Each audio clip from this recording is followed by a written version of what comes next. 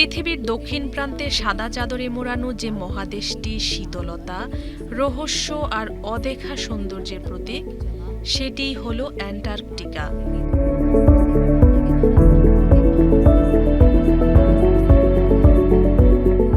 পৃথিবীর সবচেয়ে ঠান্ডা, শুষ্ক এবং বায়ুপ্রবাহ প্রবল অঞ্চল এই মহাদেশ, যেখানে শীতকালে তাপমাত্রা নেমে যেতে পারে -80°C পর্যন্ত।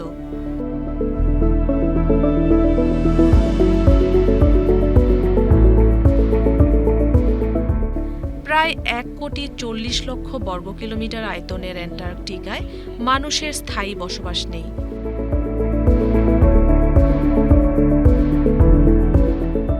কেবল গবেষক আর বিজ্ঞানীরাই থাকেন অস্থায়ী ঘাঁটিতে।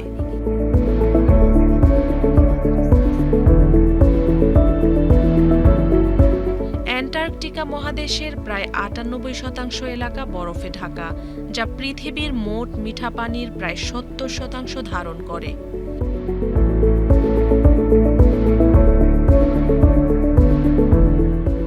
এই বরফ স্তরের গড় পুরুত্ব প্রায় 1.9 কিলোমিটার, যা এটিকে এক বিশাল বরফ ভাণ্ডারের রূপ দিয়েছে।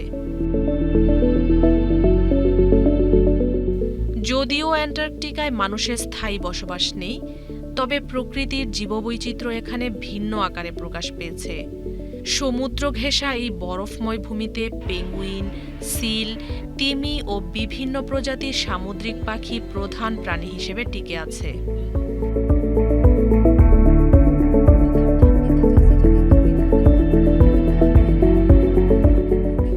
বিশেষ করে এম্পেরর পেঙ্গুইন পৃথিবীর সবচেয়ে বড় পেঙ্গুইন প্রজাতি, যাদের জীবনচক্র অ্যান্টার্কটিকার কঠিন পরিবেশের সাথে মানিয়ে নিয়েছে।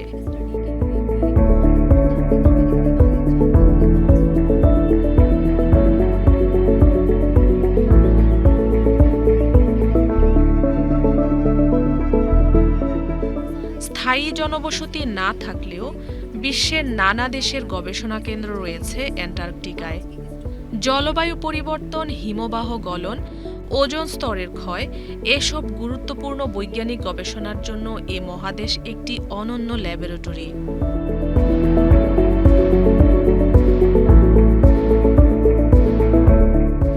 বর্তমানে প্রায় 30টির বেশি দেশ সেখানে গবেষণা চালাচ্ছে। 1959 সালের অ্যান্টার্কটিক চুক্তি অনুযায়ী এ মহাদেশকে সামরিক কার্যকলাপ মুক্ত রাখা হয়েছে।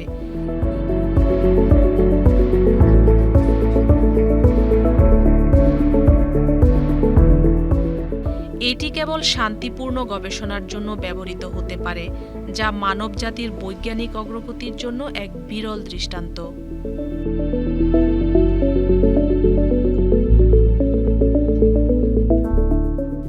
যদিও পরিবেশগত কারণে পর্যটন নিয়ন্ত্রিত, তারপরও প্রতি বছর সীমিত সংখ্যক ভ্রমণকারী অ্যান্টার্কটিকার সৌন্দর্য উপভোগ করতে আসেন।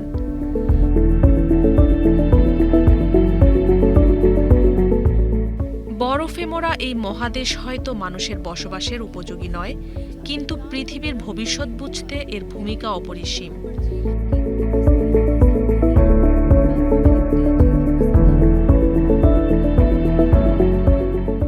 এক কথায় অ্যান্টার্কটিকা হলো আমাদের গ্রহের বরফের আয়না, যেখানে প্রতিফলিত হয় জলবায়ুর আগামীর ছবি।